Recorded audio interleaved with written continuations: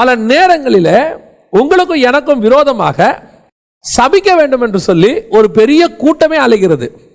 ஏன்னா நான் எப்பவும் சொல்வேன், சிலர்லாம் எங்களுக்கு ஃபோன் பண்ணி எங்கள் வீட்டுக்காரர் இப்படி பண்ணிட்டார் அப்படி பண்ணிட்டாருன்னு சொல்லி அழுதுட்டு ஃபோனை வச்சுருவாங்க. அப்போது நான் சொல்வேன் அந்த கூட இருக்கிறவங்ககிட்ட, இப்போ அந்த வீட்டுக்காருக்கு ஃபோன் பண்ணோம், நம்ம அவரை கேட்கணும். முதல்ல ஒரு வேர்ஷனை வச்சுக்கிட்டு நம்ம என்ன எடுக்க முடியாது, முடிவெடுக்க முடியாது. வெறும் பாலாக்கு சொல்றதை வச்சுக்கிட்டு என்ன செய்ய முடியாது, முடிவெடுக்க முடியாது.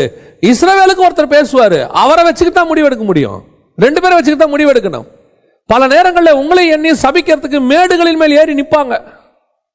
நல்ல உயரமான ஸ்தானத்தில் இருப்பாங்க. அதுவும் என்ன மேடு, பாகால் மேடா இருக்கும். அவங்களுடைய உயரமான ஸ்தானத்தில் போய் நிற்பாங்க. எப்படியாவது உங்களை எண்ணி சபிச்சிடலான்னு. ஆனால் கர்த்தர் சொல்ற வார்த்தையை பாருங்க, வாசிங்க.